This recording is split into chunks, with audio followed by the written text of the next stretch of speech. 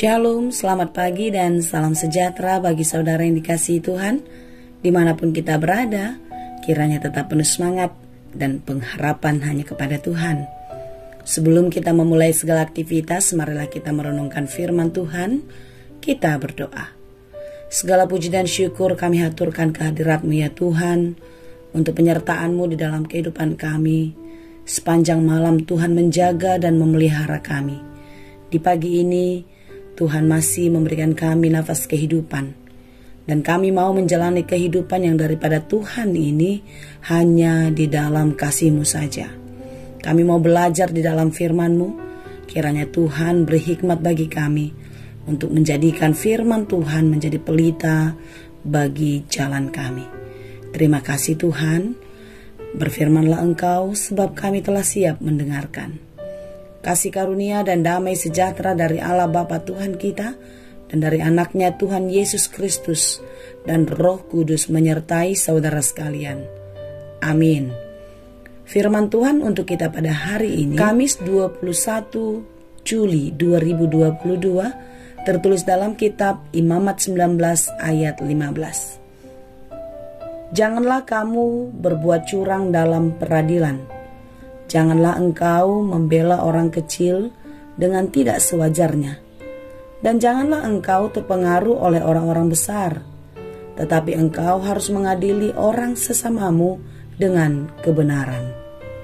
Dalam bahasa Batak Toba dikatakan, dang jadi papeolonmu uhum di paruhuman, dang jadi hamu marnida-nida buhi, palea halak na pogus, pasangap halak na sangap.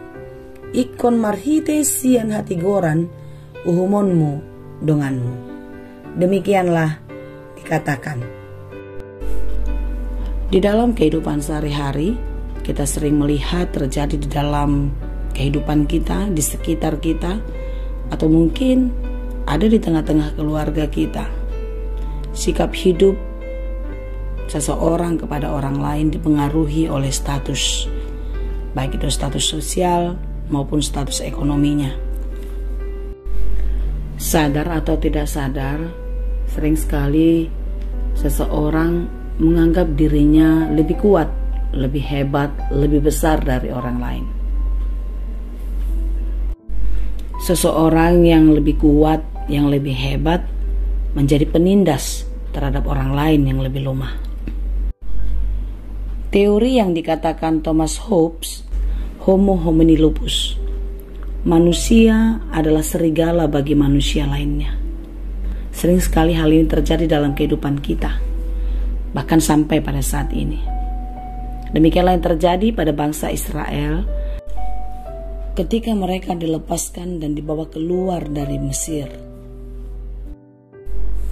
Mereka dijaga dan dilindungi oleh Tuhan, diluputkan dari berbagai-bagai kesulitan, diselamatkan ketika pasukan Firaun mengejar, diberi makan ketika mereka kelaparan, dan minum saat kehausan.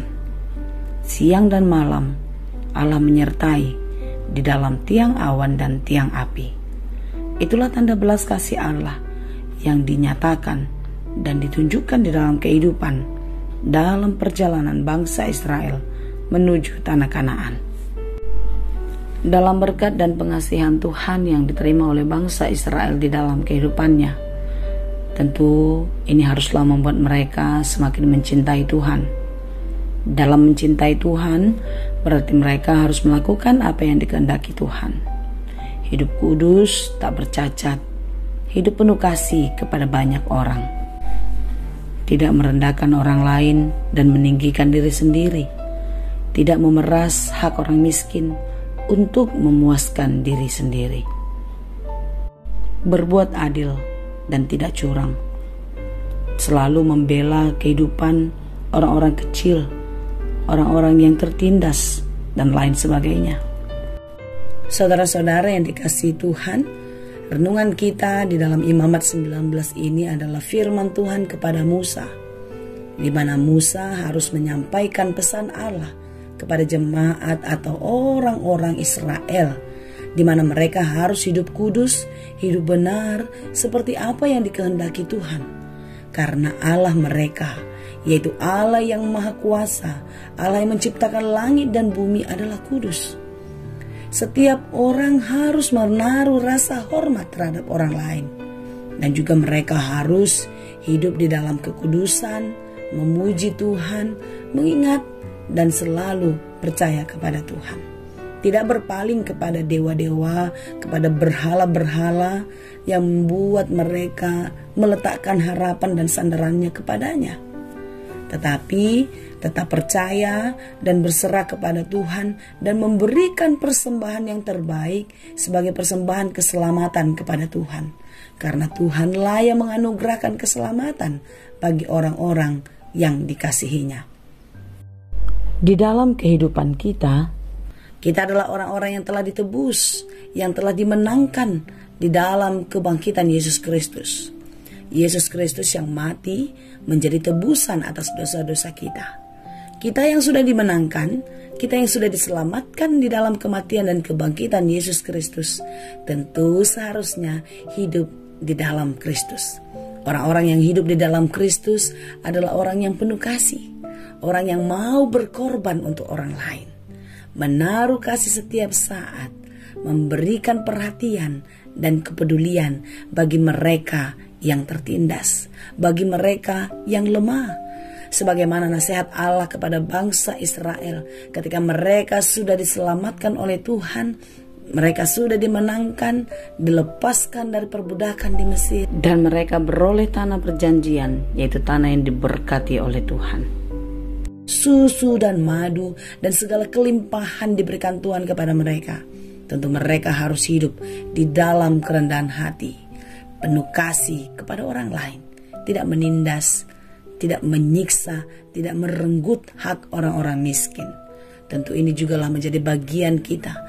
Bagaimana kita harus hidup di dalam kerendahan hati, taat kepada kehendak Tuhan, menaruh kasih setiap saat kepada semua orang. Saudara-saudara yang dikasihi Tuhan, firman Tuhan pada hari ini untuk kita hidup di dalam keadilan, tidak curang untuk mendapatkan keuntungan pribadi, tetapi kita berani bertindak adil, bersikap benar di dalam segala perkara kehidupan. Kita harus mau membela hak orang-orang kecil, melindungi, menjaga mereka yang tertindas, menolong dan menyelamatkannya. Karena kita sudah lebih dulu beroleh keselamatan daripada Tuhan. Mari kita lihat begitu banyak orang-orang susah, orang-orang kecil yang memerlukan pertolongan kita. Kalau kita merasa sudah diberkati, tunjukkanlah kalau engkau adalah orang yang diberkati. Ulurkan tanganmu, bukakan hatimu untuk menaruh kasih dan menunjukkan kasih itu di dalam perbuatan nyata kepada orang-orang yang memerlukan, yaitu orang-orang miskin dan orang-orang yang tertindas. Berbuat baik kepada semua orang tanpa memandang muka, karena Tuhan tidak melihat muka. Dia datang menyelamatkan kita. Dia datang untuk menebus dosa-dosa kita. Dia mengangkat kita dari lumpur dosa, membawa kita keluar dari kegelapan dosa, masuk ke dalam terang kasih Kristus, beroleh keselamatan dan dijanjikan kehidupan yang kekal. Saudara-saudara yang dikasihi Tuhan, hiduplah adil sebagaimana Allah adil kepadamu. Hiduplah kasih sebagaimana Allah kasih kepadamu, kasihnya yang dinyatakan di dalam Yesus Kristus. Dan hiduplah benar, karena demikianlah yang dikehendaki Tuhan di dalam kehidupan kita. Semoga kita kuat dan penuh semangat dan terus berjalan di dalam kehidupan penuh dengan pengharapan dan melakukan apa yang dikehendaki Tuhan. Hidup kasih, hidup adil kepada semua orang sebagaimana kasih Allah dinyatakan di dalam kehidupan kita. Tuhan Yesus memberkati. Amin. Terima kasih Tuhan untuk firman-Mu hari ini. Biarlah kami selalu dimampukan untuk menjadi pelaku firman yang setia. Hidup adil, hidup benar dan penuh kasih kepada semua orang. Sebagaimana Tuhan sudah lebih dulu menyatakan dan melakukannya di dalam kehidupan kami. Terima kasih Bapa di surga, kami serahkan seluruh kehidupan kami ke dalam tangan Tuhan. Kiranya Tuhanlah yang memberkati. Hanya di dalam Yesus kami berdoa. Anugerah Tuhan kita Yesus Kristus, kasih karunia Allah Bapa, dan persekutuan Roh Kudus itulah kiranya yang menyertai dan memberkati kamu sekalian. Amin.